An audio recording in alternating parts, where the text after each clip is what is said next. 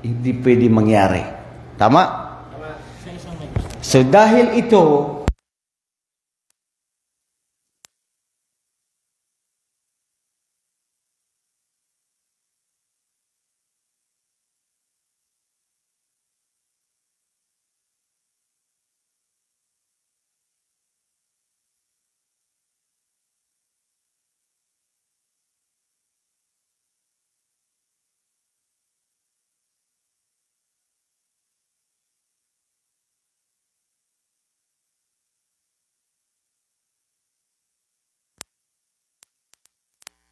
limitado lamang ang kanilang kakayahan.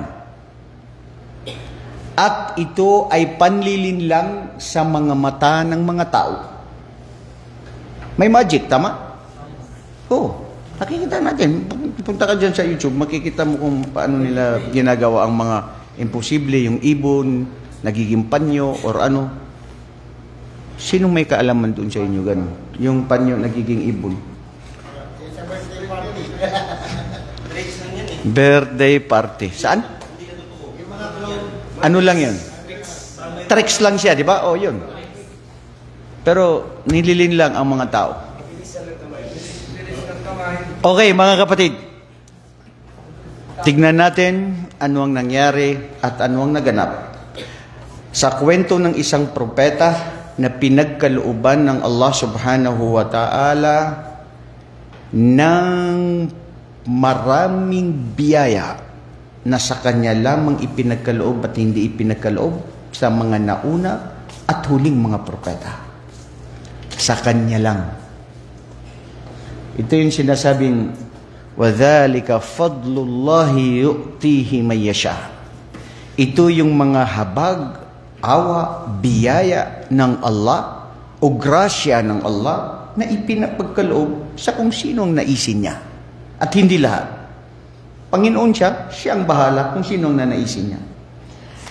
Ang propetang ito, alayhi salatu wasalam, ay pinagkalooban siya na siya ay nakakausap niya ang mga ibon. Kahit anong uri ng ibon, kaya niyang kausapin at naiintindihan niya ang mga ibon na ito.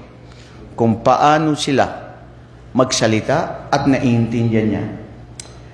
Ganon din, ang propetang ito ay nakakausap at nauutusan niya ang mga engkanto. Sa anuman ang gusto niyang ipag-utos, sabihin sa kanila, ay nangyayari. Ganon din ang propetang ito ay anumang uri, iba na mga nilalang ay naiintindihan niya ang kanilang mga lingwahe katulad ng mga an-namal. Ano yung namal? Ang langgam. Anumang uri ng langgam, nagsasalita. Paano naririnig niya? Dhalika fadlullah yu'tihi man yasha.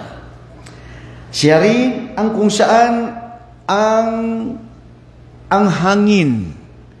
Inuutusan niya ang hangin na dalhin ang isang kaharian, isang lugar sa isang lugar.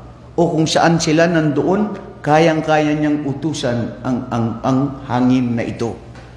Walahu mulkun kabira fi waqtihi. Siya ay pinagkalooban ng Allah subhanahu wa ta'ala min kulli ma yahtajuhul mulk al-malik. Ano man ang kinakailangan ng isang hari, lahat nangyayari sa kapanahunan niya. Minal alalat, minal adidil alalat, wal junud, wal juyush. Subhanallah. Al-juyush, bilang na di mabilang na kanyang mga kawal, na tao at mga engkanto. Jama'at, wat tuyur, wal hushus, was shayatin. Pati rin si Shaitan, nakakausap niya. At sa kaalaman, at sa pag-unawa, at sa mga bagay na mangyayari at hindi mangyayari na limitado lamang at hindi pwede lahat ibigay.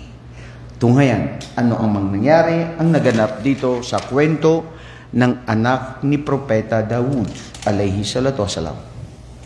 Sino ito? Si Propeta Sulaiman ibn Daud Bnu Sibt Yahuda bnu Yaqub wa Yaqub ibnu man?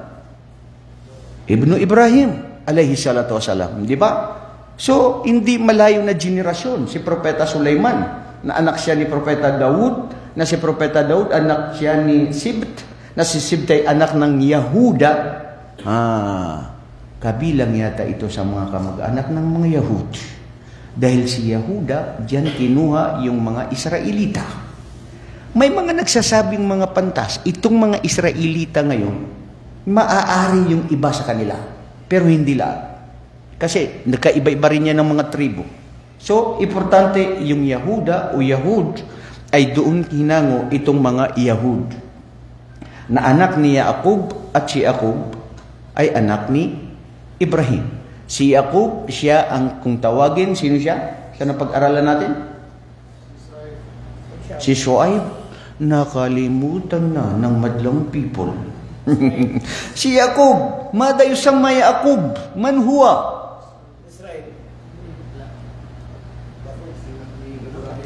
Kumain lang kayo ng arroz caldo, nilin lang kayo ng arroz caldo. Laksamana. Si Yaqub huwa ma yusamma Bani Israel ayyuhal muslimun. Siya yung Bani Israel, angkan ni Israel. Di ba yun si Yaqub? Okay. Okay lang yan. Hindi kayo nakainom ng kape. Ngayon, siya na pinagkalooban ng Allah ng hikmah. Dunong ng kaalaman at karunungan at ganun din kasabay ang kapangyarihan. Sa ngayon, may nakikita tayo na binigyan ng kapangyarihan, walang hikmah. Daungangan yan. Ha? Walang dunong, walang kaalaman. May mga kapangyarihan, walang kaalaman. Sino yun, Ustad? Huwag na kayo lumayo. Kilala nyo yun. Nakikita nyo sa television, araw-araw, sa Facebook. Magsalita, hindi mo maintindihan kung saan patung yung salita. Huwag ka na magbanggit, bro. Alam mo na yun. Sino yun? Mahirap magbanggit ng pangalan at ikaw ay nakakapaglibak. Ha? Okay.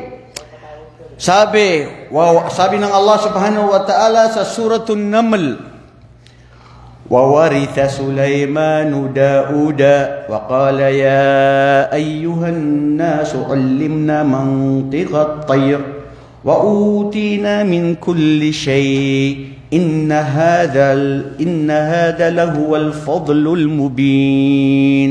Allahu Akbar. وَوُرِثَ سُلَيْمَانُ. Si Sulaiman ay pinagkalooban na kung anong napag-iwanan ng kanyang ama na si Daud alayhi salatu wasalam, at sinabi niya sa kanyang mga tao, pinagkalooban ako ng salita na maintindihan ko ang salita ng mga ibon. Allahu Akbar. Kaya hindi malayo, kapatid, na ang ibon, may mga ibon ngayon na nakakapagsalita. Meron kayo narinig? Nakita? Parot? Hindi kulam yun. Hindi biro yun. Totoo yun. Sabihin mo, anong pangalan mo? George. George! Diba? Meron mga nagsasalita. Okay, whatever. Wa'utina min kulli shay, at pinagkalooban kami ng Allah subhanahu wa ta'ala ng lahat. Wala kaming pwedeng itanong sa kapangyarihan namin, sa pangangailangan namin, maliban na ipagkakaloob ng Allah. Ito ang biyaya at grasya ng Allah na ibibigay sa sinumang naisin niya. Ngayon, nasabi dito, ang mga propeta, hindi sila yuwarith. Ano yung yuwarith sa Tagalog? May alam kayo? Yuwarithu. Mayroon siyang napag-iwanan. Ano tawag doon? Maliban sa pamana. Hindi pamana yun. Ha? Hindi tagubilin. Pera mo, naiwan mo, tatay kita, yung pera ang papasakin yun. Waratha. Ano yun? No. Ang kape ninyo ay palibasa, hindi kayo nakainom. Hindi, waratha. Faraid. Ano ba yun? Yung pag-iwanan na yan, ikaw makakakuha.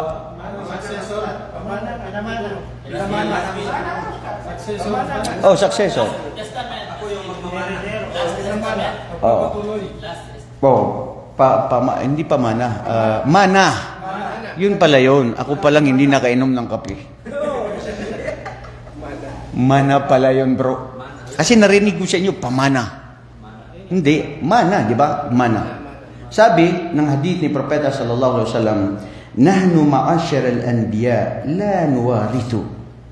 Kami na mga sugo ay hindi kami nagmamana ng anumang mga yaman. Ngunit ang yaman na napag-iwanan ng aming mga magulang, ito ay nagiging sadaka sa mga propeta yun. Sa kanila lang, sa mga propeta. Wa akhbara as-sadiqul masduq, na sinabi ni Propeta sallallahu alaihi wasallam, la nuwarithu amwalan anhum kama yurathu ghairihim. Hindi katulad ng mga iba na kung anong naiwan sa iyo ng magulang mo, mapapasayo. Sa mga propeta, anong nasabi ni Propeta Muhammad sallallahu alaihi wasallam? Wa innal anbiya'a lam yuwarithu dinaran wala dirhama wa innama warathu al-ilma. Allahu akbar. Ang mga sugo, ang mga anbiya, hindi sila nagmamana ng anumang mga pera na dirham na ipinag-iwanan sa kanila. Kung mayroon man, ito ay sadaka. Ngunit kung anong pamana na mayroon sila, ang kaalaman na ipinag-iwanan ng kanilang mga magulang. O di kaya yung pagiging propeta na pwedeng maging successor ng isang propeta. Hindi ba?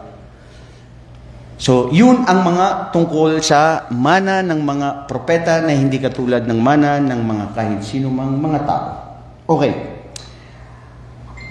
Dito, dahil sa ipinagkaloob ng Allah subhanahu wa ta'ala kay Propeta Sulaiman, hiniling niya sa Allah subhanahu wa ta'ala na anuman ang mapasa kanya na ipinagkaloob ay sana sa kanya lang at hindi pagkalooban ang sino mang sumunod sa kanya ng mga propeta.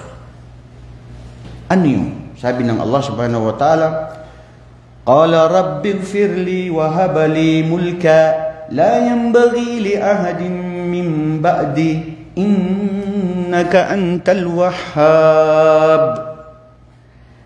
Humiling si Propeta Sulaiman alayhi salatu wasalam na, O aking Panginoon, patawarin ako. Propeta, humingi ng kapatawaran. Propeta yun, bro. Ikaw pa kaya? Tayo pa kaya? Hindi hingi ng kapatawaran? Aghfirli wa habli mulkan, at bigyan at panatilihin ako dito sa kapangyarihan na ipinagkaloob mo sa akin na la yambaghi li ahad, na hindi kailanman ipagkaloob mo sa kahit sino pagkaraan ko. Innaka antal wahhab. Ikaw ang tunay na makapangyarihan, nagbibigay na anuman ibigay mo. At matutuos sa iyong mga alipin. Ang tanong, si Propeta Sulaiman ba siya ay selfish? Bakit siya lang ang iniling niya na doon lang sa kanya? Samantalang ang mga Muslim, pag humiling, ikaw bro, pag humiling ka, di ba? Ya Allah, sana makapagduwaya ako. Lawak baraga dito si kapatid. Yun doon sa kapatid mo na yun. Sasabihin mo yun sa kanya? Hindi, di ba? Sabi niya, iba yan eh. Case to case yan eh. Oh. Ha? Ibig sabihin, kung ano ang hiling mo na gusto mo sa sarili mo, dapat ihangad mo sa iba. Yan ang Muslim. Yan ang lahat. This is the general rule. Pero, bakit si Sulaiman hiling niya? Kung ano yung binigay ng Allah sa kanya lang. At hindi pagkaloob sa iba. Ano kaya ang inyong opinion? Sige nga, tignan natin, maski walang kape, kung tatalab pa rin ng kuro-kuro.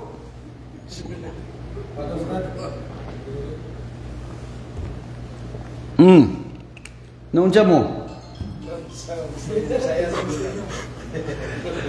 Naunsa ba na bay?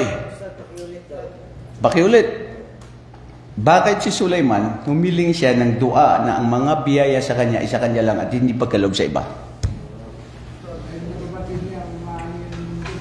Ha? Para hindi mag-away-away yung mga sunod na mga generasyon na staff. Inshallah, para daw hindi mag-away-away. Kasi lahat may power eh, no? Magkaroon sila ng May sense, pero sabi ng Ustad, parang napupusuhan niya na siya lang ang may kakayahan. oh, Parang hindi magkulo ba? Mga, Napusuan niya na siya lang ang meron nun at maari. kasi pag marami yung medyo magulo, di ba? Okay. Dapat isang liter lang. Mashallah. May punto ka rin. Sagot mo at saka ito si Abdul Rahman, magpinsan lang. O ikaw, engineer, ano yung sa'yo? Nasabi niya ito, dahil bahagi ito ng revelation sa kanya. Very good. Mashallah. Ang atin, tawqifiyya tayo. Ibig sabihin, yun ang revelasyon ng Allah na sasabihin niya. Anong dahilan? May hikma ang Allah subhanahu wa ta'ala. Ang general rule, sabi ng Allah sa Quran, وَذَلِكَ فَضْلُ اللَّهِ يُؤْتِهِ مَن يَشَاءُ. Biyaya ito ng Allah na ipagkakaloob sa sinong naisin niya. Itong tao ito, binyayaan ng yaman. Ito hindi binyayaan ng yaman. Ito binigayaan ng magandang kalusugan. Ito binyayaan ng talino sa pananalita. Ito binyayaan ng talino sa pagsulat. Tahimik lang yan. Ito binyayaan matangkad. Ito maganda, pogi, pangit, sexy, mataba. Lahat ito mga biyaya, bro. Hindi mo pwede i-question. Ya Allah, bakit siya meron ako hindi? Ha? Mudir mo, bro. I-increasean kita ngayon. Ito hindi ko increasean. Unsa ka bay? Sabihin mo sa akin, Mudir, ishada. Wa fi ziyada, ana ma fi ziyada. Kaya mo sabihin sa akin yun? Ha?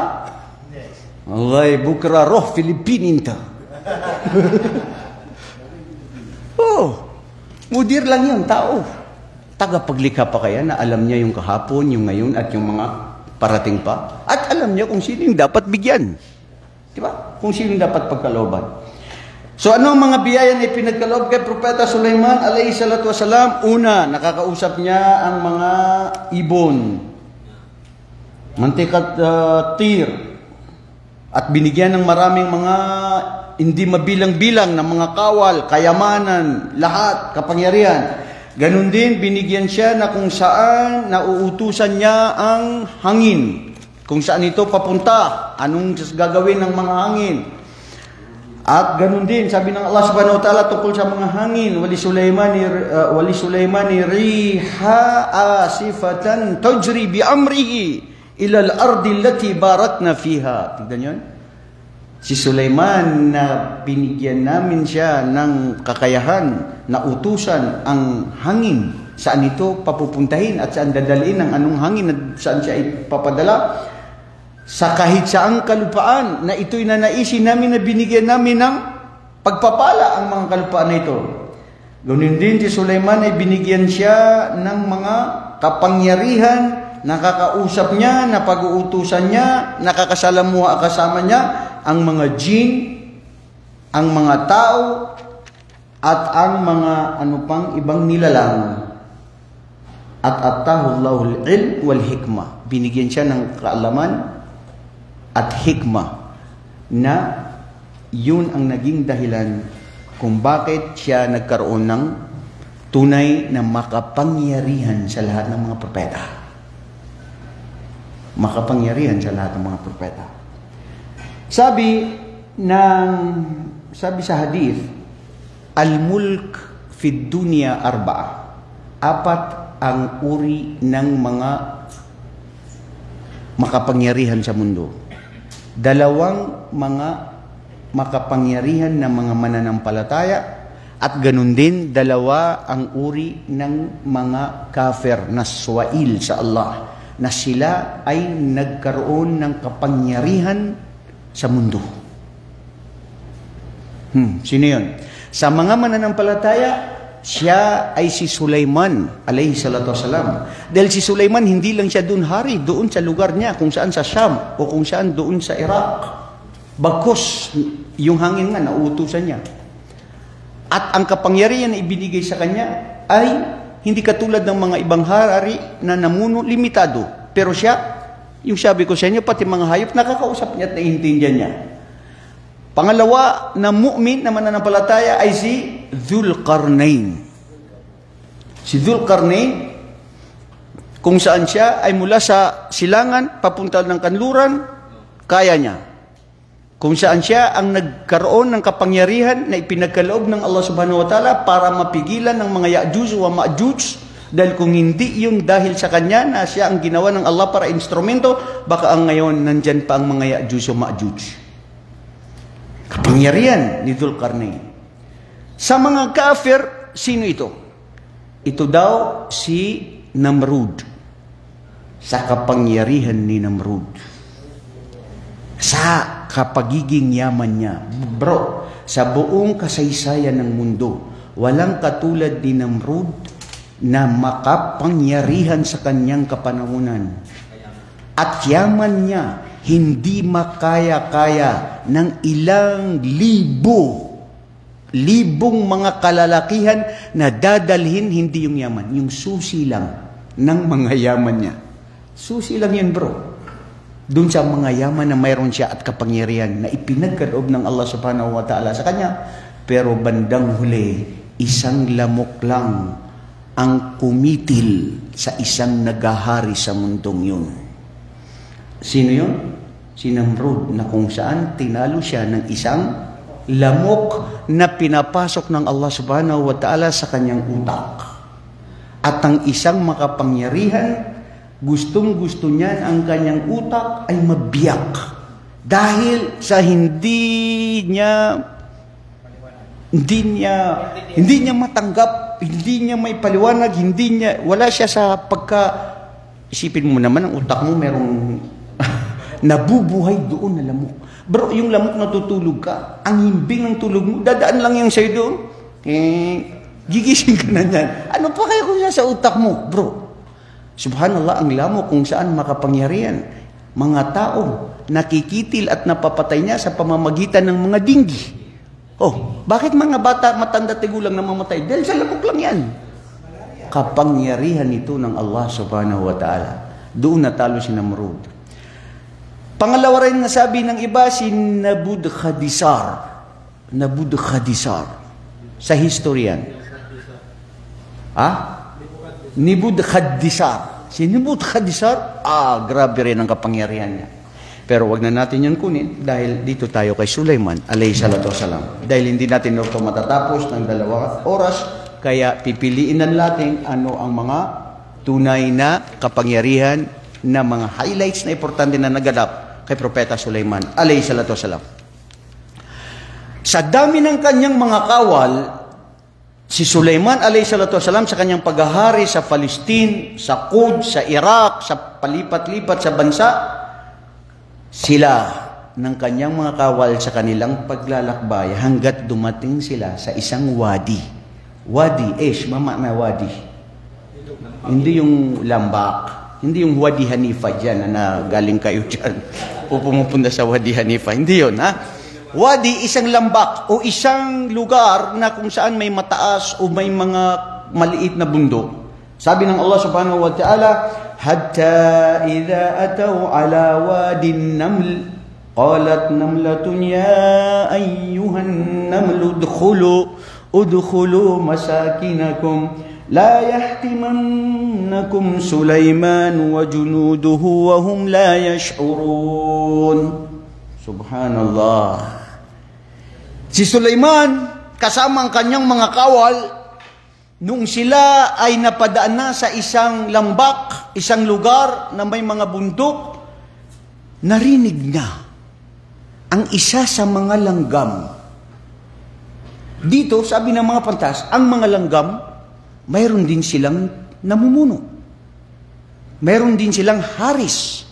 Mayroon din nagsusubaybay o naglilid sa kanila. Waqalatin naml, at sinabi ng isang langgam, sabi niya, Ya namlatu, ya ayuhan naml, o kayo na aking mga kapwang mga langgam, udkhulu masakinakum, magsipasok kayo sa inyong mga lungga.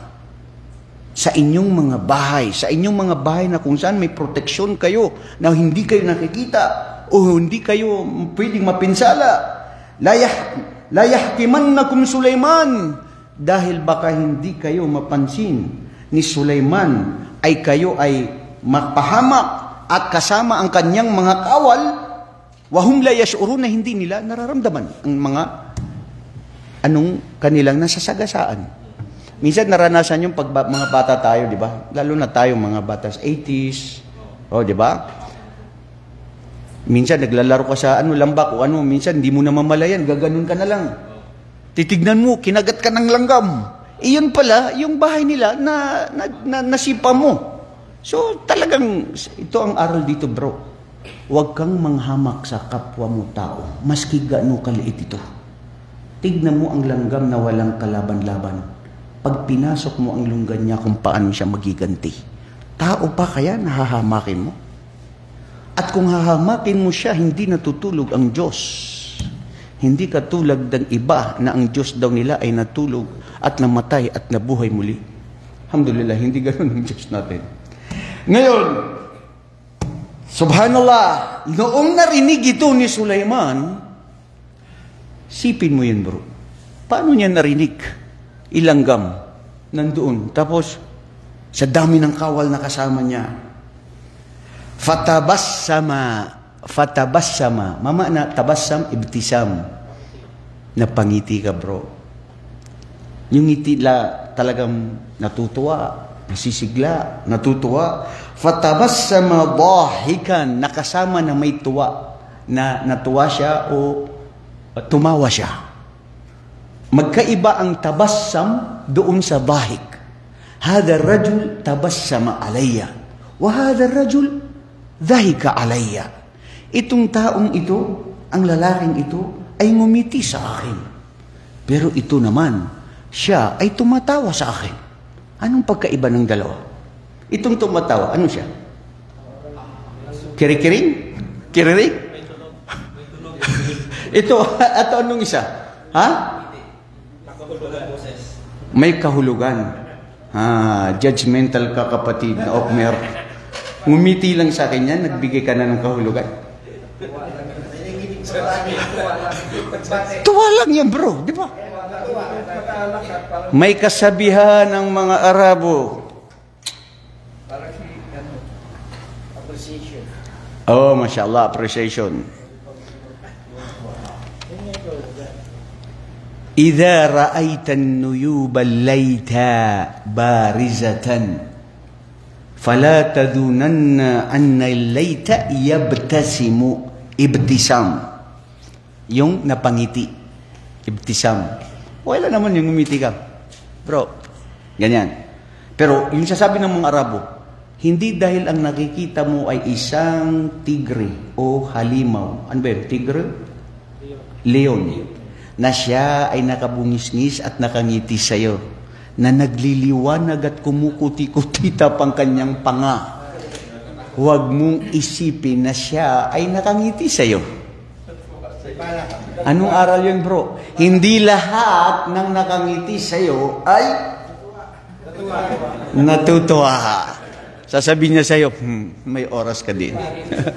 Magabaan gyud ka sa Ginoo. La hawla wala quwwata illa billah. Ha? Ano? Oo, Bisaya man yan. Wala problema. So, fatabassama dahikan min qawliha, at siya ay napangiti at natawa sa narinig niya sa isang langgam.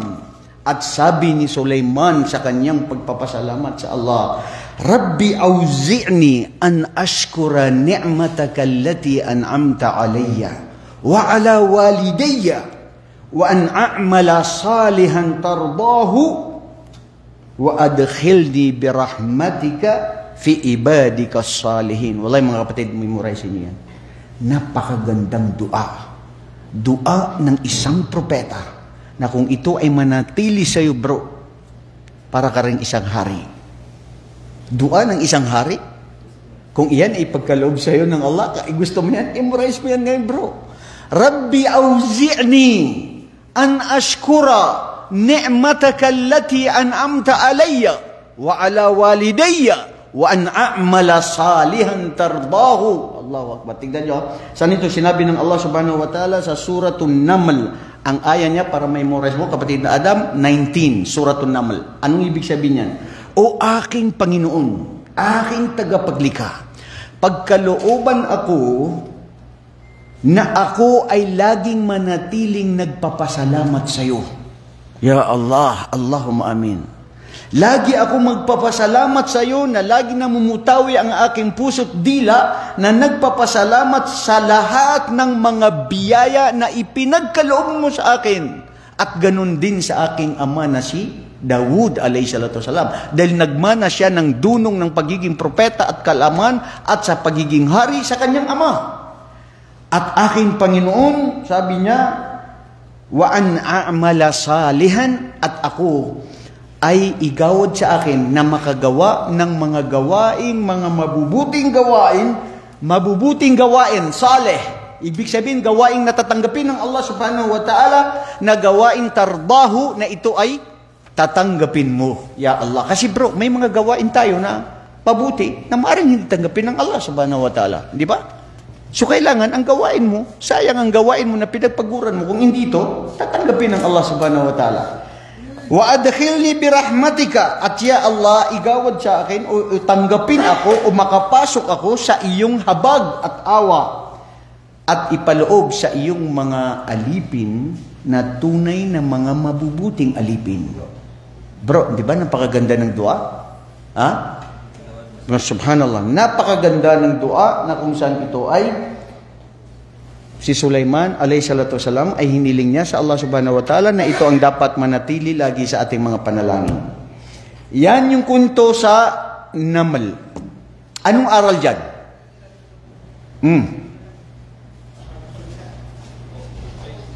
Anong aral?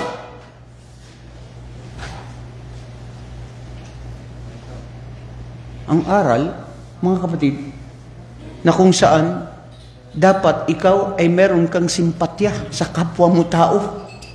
Buti pa yung mga langgam na ayaw nila mapahamak ang kanilang kapwa-tao, ang kanilang kapwa-langgam. Tayo nakikita natin ang ating kapwa-tao na papahamak, nalululong sa masamang bisyo, o madidisgrasya siya, o ano, pababayaan natin. At yan ang ginagawa na hindi naiintindihan ng mga karamihan. Ang mga ulama, ang mga ustad, ang mga sheikh na lagi nagsasabing patungkol sa sambahin ng Allah, gumawa ng kabutihan, iwasan ang mga ipinagbabawal ng Allah, marinig ng mga iba. Ito na naman si nakuha na kami, miyabang na kami, siya katsariyaki eh. Bro, wa maalay na ilal balagul mubin. Wala sa mga ulama o sa mga pantas maliban sa magparating sila. Magparating at magbahagi ng katotohanan para sa kaligtasan ninyo. Di ba? Sino bang maliligtas kung di para yan sa sarili mo? So, dapat ang isang tao, meron siyang habag at awa sa kanyang kapwa-tao. Qissatu Sulaiman ma'al hudhud. Ano naman ang kwento dito kay Sulaiman, dito sa hudhud na ito? Anong kasing halimbawa ng hudhud? Bro, pakisara nga ito. Ano ng hudhud? Oh, maraming ibon ba eh? Maraming klaseng ibon. Ano specific na ibon nitong hudhud na ito? Maliit siya? Ha? May nakita kayong hudhud na minsan nagbibigay ng sulat? Nakita ko yun sa mga pelikula eh. Ha? Kalapate? Maliit lang siya, na mabilis masyado, no? Pigeon. Haka-haka mo lang yan, kapatid. Okay. Maliit siya na ibon. So tama si Adam, maliit siya na kalapati, na ibon. Bro, i-search mo yan. Hudhud, ano siya sa English? Para malaman ng ating mga tagapanood. Okay. Whatever. Importante, ibon siya, bro. Ano ang kwento? Fi yawmin minal ayyam, arada Sulaiman alayhi salatu wasalam an yanfaqada ahwalil jaysh wa idha bihi faj'a yaghibu al-hudhud. Ano yung mga hawak ni Sulaiman na kanyang kapangyarihan? Ang mga tao, ang mga jin, ang syaitan, hayop, at kasama ang mga ibon. Siya bilang isang malik, mayroon siyang responsibilidad na lagi siyang hafidh. Ta'rifun al-hafidh? Yung nagmamanman. Yung laging nakasubaybay. Bro, malapit na po ang eleksyon, mga kabayan. Ang pag-eleksyon ngayon, piliin nyo, kasama dito yung inni hafidhun alim. Sabi nito ni Propeta Yusuf alayhi salatu wasalam nung bibigyan siya ng kapangyarihan ng hari, sabi niya, "Ij'alni ala khazainil ard, inni hafizun alim." O sabi niya, hari, bigyan ako at pagkalooban ako ng kapangyarihan na ako ang mamahala sa mga yamang tao at pagkain ng mga taong yan. Bakit? Dahil ako, ang sarili ko, alam ko, inni hafizun alim. Hafizun alim, siya yung mapagmatya. May responsibilidad. Hindi siya pabaya. Yan ang dapat na leader, bro. Hindi yung leader na kukuha lang siya ng era tapos iiwan na ng taong bayan. Nakatira sa ibang lugar. Ang lugar niya na kung saan nandun, hindi niya alam ang nangyayari. Yun ba ang leader? Kawawang taong bayan kayo na kumuha kayo ng pera niya, ganti niya yan sa inyo kay mga kawatan mo, nagkuha mo ng kwarta sa iya, nagikaon ninyo, unya, ang buhay ninyo, kayo ang kawawa. So, ibig sabihin, hafidun alim. Ano, nakita nyo yung ibon? Anong uri siya? Hudhud? Pakita mo yan sa video para makita nila. Yan ang hudhud. Yan, hindi, dito mo lang ipakita. Mashallah. Yan ang uri ng hudhud. At tama yan. Kasi minsan din ang Facebook ay peke ang mga kanilang nilalabas. Anyway, whatever bro, importante ibon siya. Hudhud. Ha? Sa Wikipedia. Wikipedia, nandyan dyan. So, ang hudhud, ano siya sa English? Hupi. Ah, yung hupi na maliit? Oh, mashallah. Ah, mashallah. Cute-cute kaya yun, bro. Oh, mashallah. Maghanap tayo dyan sa Wadi Hanifa. Punta tayo, bro. Inshallah. Sa hudhud. Ha? Oh, dyan sa may mga, baka sa Manila Zoo, mayroon pa yan sa Manila Zoo. Ano kaya, buhay pa ang nandyan sa mga hayop sa Manila Zoo? Marites. Ayan. Kaya pala. Uso rin pala ang mga marites sa mga ibon. Sheikh Ali Janwan. Mashallah.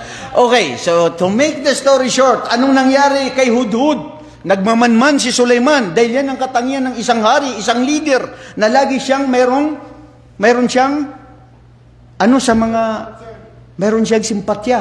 Lagi siya nagmamanman. Nasaan yung mga tao ko? Di ba? Mayroon siyang malasakit. Bakit wala dito si Hudhud? Ayan, nagtanong siya ngayon. Wa nafaqa wa tafaqqada tira faqala mali la aral hudhuda am kana minal ghaibin.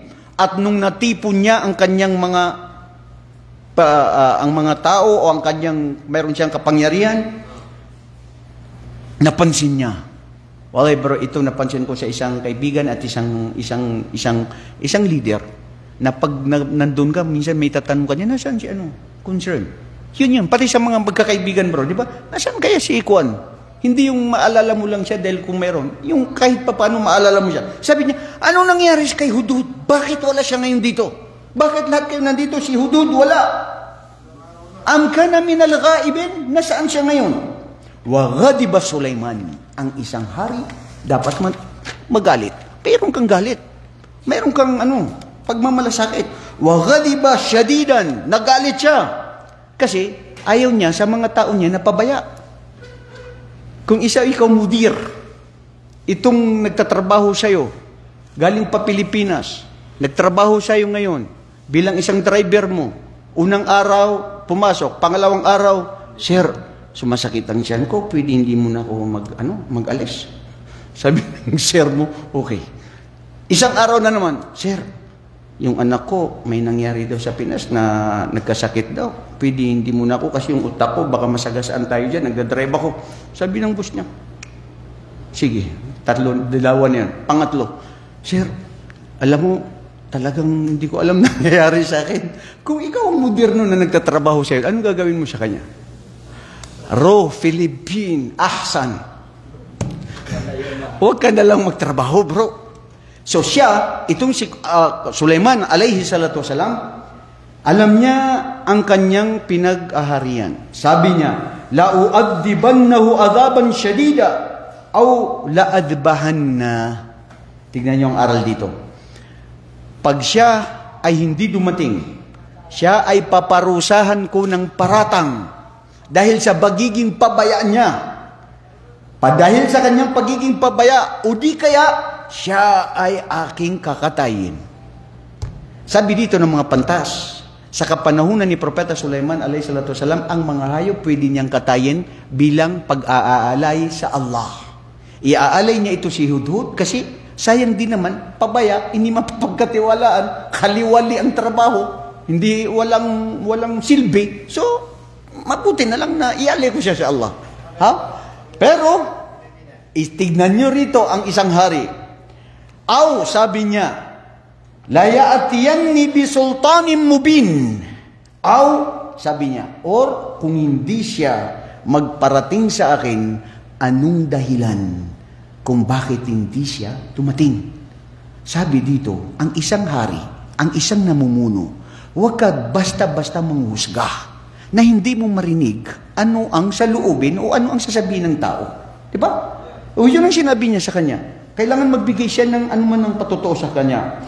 Famagata ghayra ba'id. Tama yung sinabi mo, bro, mga ilang araw, hindi naman nagtagal itong si Hudhud, na absent siya, hindi siya nakarating. Sabi, noong dumating na si Hudhud, at nag-antay pa rin si Sulaiman, alayhi salatu wasalam, sabi ng Allah, wa ahatu bima lam tuhit. Sabi ni Hudhud, sa salita ng Allah subhanahu wa ta'ala, sa pamamagitan ng pagsabi ni Hudhud, ahatu bima lam tuhit bihi wa ji'naka bisaba'in binaba'in yaqin. Sabi niya, o hari Sulaiman, bago mo ako husgahan, mayroon akong sasabihin sa'yo na ang sasabihin ko sa'yo na hindi mo alam pati ng mga kawal mo. Waji'naka, at ako'y naparito o ang nagpalinlang o abala sa akin na hindi dumating sa tamang oras sa ating pagtitipon. Kumbaga parang nasa sa larawan natin yan, minsan may mag-flag ceremony ba? Ha? Katulad sa emisyo, every Monday meron silang flag ceremony, kailangan nandun yung mga executive ano. So ngayon, meron silang pagtitipon, wala doon. So sabi niya, hindi mo ito alam, hindi mo batid ng mga kawal mo. Kaya itong dahilan kung bakit ako ay naagrabyado. At ang sasabihin ko sa iyo ay ang balita na katotohanan. Sabi ni Sulaiman, waji'naka binaba'in yaqin, inni wajadtu imra'atan tamlikuhum.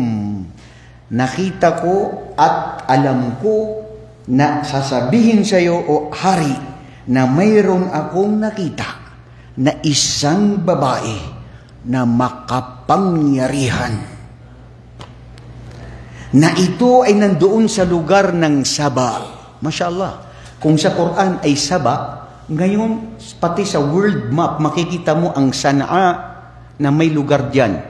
Pero hindi Saba, Sana'a, di ba? Anyway, Saba ang lugar na yun, na ito ay sa Yaman. Sa Yemen ngayon. So ngayon, nakita ko ito. Wahiya Balqis, na pag-alaman na ito daw ang pangalan niya si Balqis. Binto Sharahil, anak ni Sharahil. Mulkatu Saba, na siya ang reyna, makapangyarihan sa dami ng kanyang mga pamayanan at kawal. Nag-iisang babae na makapangyarihan, na siya si Balqis. Sabi ng mga mufassirin, maari siya si Balqis, maari hindi. Yung pangalan, itong nanggaling lang ito sa ibang mga riwaya na walang nagpapatotoo sa hadith at doon din mismo sa Quran na sinabi ng Allah na Balqis ang kanyang pangalan. Kasi sa Quran, minsan sasabihin ng Allah yung pangalan, di ba? Ng mga propeta o ama ng mga propeta, minsan hindi. Pero ang sabi ng mga pantas, yung aral doon, importante babae. Hindi na natin concern anong pangalan niya. Balqis man siya o hindi, siya, laha 312 rajulan, nabatid niya na mayroon itong 312 kawal, wa kullu rajulin minhum ala 10,000 rajul, at ang bawat isa dito ng mga kawal sa 312, ang isang kawal niya doon ay mayroon siyang sinasakupan na 10,000 na kalalakihan. So ilan ang dami nun, bro? 312 men, and every one of them, they have 10,000 army. Dami talaga ng kawal ni Balqis. So nagtaka itong si Hudhud. Walaha arshun azim, at mayroon siyang arsh, mayroon siyang trono na kamangha-mangha. Oo, nakakamangha itong trono mo, Sulaiman. Pero ako nagtaka talaga dun. Kasi iba rin yun, sabi niya. Walaha sit'umi'a imra'atan talil khidma, at mayroon siyang 600 na mga kababaihan na mga taga-utos. Babae lang yun, ha? Yung mga babae, pwera pa din yung mga kalalakihan. Wajadtuha, nakita ko siya, napag-alaman ko siya, nakita ko, sabi ni Hudhud, wajadtuha wa qaumaha yasjuduna lishamsi min dunillah.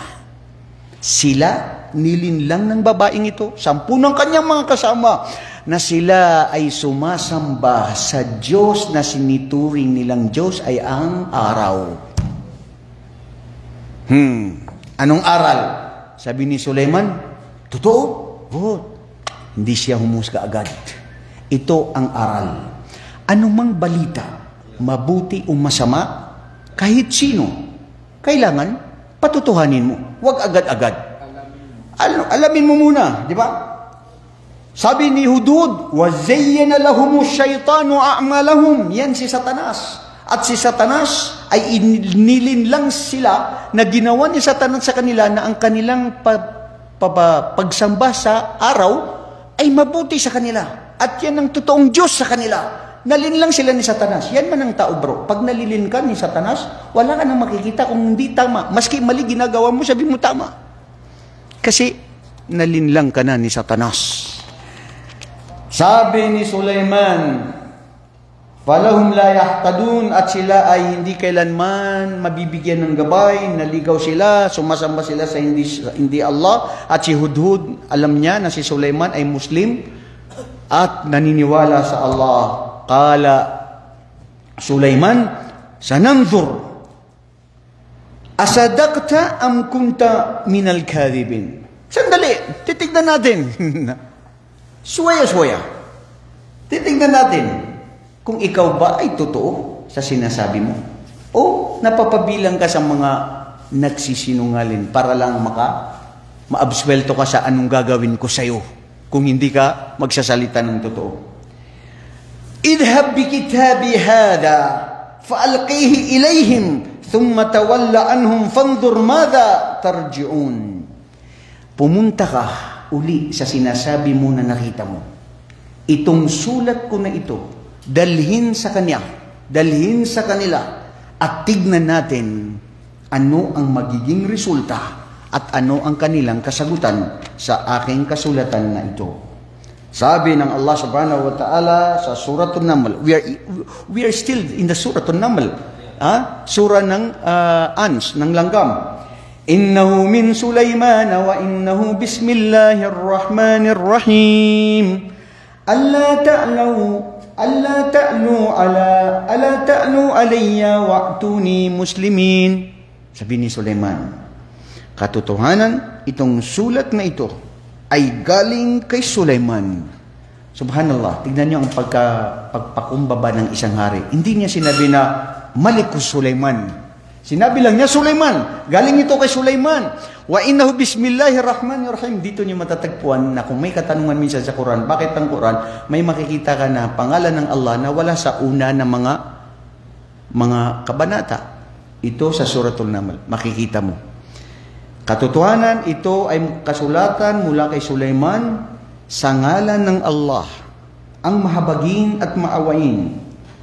Allah ta'lu alayya, huwag kayong bumitiyo sa akin, huwag kayong tumalikod sa akin, sabi ni Sulaiman. Hari siya. Wa'atuni muslimin, at tumanggap kayo ng katotohanan na kayo ay inaanyayahan ko na magmuslim. Pinamumuslim ang ilang libong kawal kasama ang reyna ng makapangyarihan na si Balqis. Sabi ni Balqis, qalat ya ayyuhal mala'u inni ulqi ila kitabin karim. Inni ulqi ilayya kitabun karim. O aking mga kawal, aking mga tao, pakinggan ito. Dumating sa akin ng kasulatan. Innahu min Sulaiman. Galing daw ito kay Sulaiman. Na nagsasabi na sa ngalan ng Allah ang mahabagin at maawain. At nagsasabi siya na tumanggap tayo bilang magmuslim sa kung ano ang kautusan niya. Dahil kung hindi, may mangyayari sa atin. Subhanallah. Sabi, sumagot, qalat ya ayyuhal mala'u aftuni. Itong mga aral dito, bro. Alam niyo kung bakit na-success itong si Balqis na nanatili siya na naging reyna? Ha? Dahil siya ang isang leader na kahit anong gawin niya ay nakikipagpulong sa kanyang mga general. Mayroon siyang committee. Si Propeta Muhammad, ganun kaya. Bago gumawa si Propeta o ano ang gusto niyang gawin, sa kanyang mga rightly guided caliphs, Abu Bakar, Omar, Uthman, at mga ibang mga sahaba, anong palagay nyo? Aalis tayo sa ganitong araw? Lulusog tayo doon? Itong gagawin natin? Propeta na yun. Diretso na kinakausap ng Allah na dumarating sa kanyang mga revelasyon. Pero nakikipagsangguni pa rin siya sa mga tao. Yan ang katangian ng isang magiging successful na leader. Huwag kung ano lang yung gusto mo. Makinig ka rin sa mga tao mo. Ngayon, nung ito ay sinabi ni Balqis, o aking mga pamayanan, aking mga kawal, aftuni, bigyan ako ng payo. Ano sa palagay ninyo? Fi amri, itong nangyayari sa atin ngayon. Makunto qati'atan amra hatta tashhadun. Hindi man ako gumagawa ng anumang mga desisyon hanggat hindi ko naipaalam at magsangguni sa inyo. Tignan nyo ang mga matatapang na mandirigma. Anong sagot nila? Qalu nahnu ulu quwwah. Oh, mahal na reyna. Kami, alam mo ang bilang namin. Alam mo ang sandata namin. Gaano ka tigas ang mga kawal mo. Malakas tayo. Ulu ba'san syadid. Kaya natin puntahan ng isang lugar na kahit anong ipag-uutos mo, wal amru ilaik, at anong pag-uutos mo, nasa sayo ang desisyon. Fanduri madha ta'murin. Tignan mo sa nakikita mo, ano ang iyong sasabihin sa amin. Tignan nyo yung ugnayan. Hindi natakot ang mga kawal. Hindi nagsabi naunsa na to. Sulaiman na siya, na naikuan ka na. Wala siya dili sila nahadlok. Hindi sila natakot. Hindi nila tinakot ang hari nila, ang kanilang reyna. Lalo na itong babae, di ba? Pero ang sinabi niya, binigyan ng pag-asa. Malalakas tayo. Kahit sinong pwede natin puntahan, kaya natin ito. Pero subhanallah, qalu nahnu uli quwwah, dahil sa lakas natin at anong meron tayo, sabi ni Balqis, sandali lang. Dahil kayo ay nagbigay ng payo patungkol dyan, ang alam ko, sabi niya, qalat innal muluka idha dakhalu qaryatan afsadu wa ja'alu a'izzata ahliha adillatan wa kadhalika yaf'alun wa inni mursilatun ilayhim bihadiyatin fanadhiratun bima yarji'u al-mursalun. Subhanallah. Dito sinabi ng mga pantas, matalino itong si Balqis. Sabi din ng mga pantas, mayroon ding babae na sa talino niya ay mas mahigit pa sa 100 na mga kalalakihan na, kayo na ang bahala, magsabi, anong mga kalalakihan nyo? Isang babae na may dunong at may hikma. Sabi niya, sandali, ito ang naisip ko. Ang pagkaalam ko sa mga hari, pag sila ay napasok sa isang lugar, ito ay kinukup-kup nila. They assault the place. They took everything. They destroy everything. Pero ako, sabi niya, ito ang aking napag-isipan. Bibigyan natin siya ng hadiah. Ano yung hadiah? Gift. In English, sa Tagalog, ano yun? Suhol? Uso na ngayon, Ustad, yung suhol. Regalo. Oh. Bibigyan natin siya ng regalo. At tignan natin kung tatanggapin itong regalo na ito. Kasi kung hindi niya ito tatanggapin, hindi lang siya hari. Hindi lang siya hari. Mayroon pang naiiba sa kanya.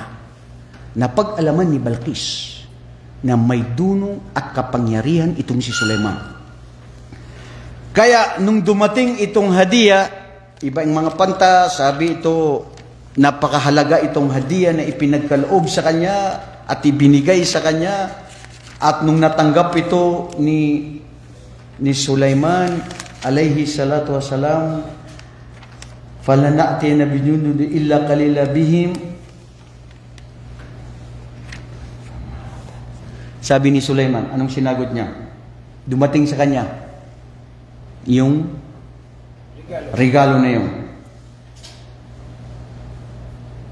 Atumidunani bimalin, pera, maaring mga ginto, pila, perlas, kayamanan. Fama atani Allahu khairum mimma atakum bal antum bihadiyatikum tafrahun. Ano sabi niya? Dahil dito sa yaman na ito na ibibigay niyo sa akin bilang isang regalo, anong ipinagkaloob sa akin ng Allah ay mas pinakamalamang at pinakamabuti kaysa anumang ibigay niyo sa akin. Kayo ay mga tao na tunay na natutuwa kayo sa anuman ang gusto niyong sabihin o akala niyo makukuha niyo ako ng ganito. Irji ilayhim, bumalik ka Udhud, falana'tiyannahum bijunudin la kaybala lahum biha. Bumalik ka, ibalik ang regalo na yan. Dahil babalik tayo sa kanya ng ating mga kawal, tignan natin anong mangyayari at makikipaglaban na si Sulaiman. Dito nangyari mga kapatid, kung saan si Balqis ay sumuko at pumunta kay Sulaiman kasama ng iba ng kanyang mga kawal. Sa pagpunta ni Balqis, bago pumunta, sabi ni Sulaiman alayhi salatu wasalam, sino sa inyo, sa mga ifrit, sa mga jin, si ifrit, jin yan, at sino sa inyo na mga tao o kahit sa inyo na yung kaharian na sinasabi ni Udhud na very huge na hindi may salarawan, sino ang kaya niya na madala dito ngayon sa ating kaharian? Subhanallah, hinamon. Kaya nga kanina sinabi ko sa inyo, meron bang pwedeng magdala sa inyo na kung ano, sa pelikula lang ba yan nangyayari? Ha? Pero nangyari ito, kaganapan kay Propeta Sulaiman alayhi salatu wasalam. Sino ang makakaya niya? Ya ayyuhal mala'u, ayyukum ya'tini bi arshiha qabla an ya'tuni muslimin.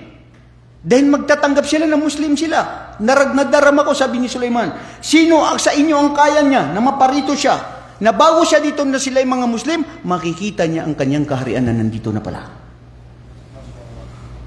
Qala ifritu minal jin. Hada huwa dalil anal ifrit minal jin. Si ifrit, galing siya sa mga engkanto. Ana atika bihi qabla an taquma min maqamika ya Sulaiman. Ako, kayang-kaya ko yan.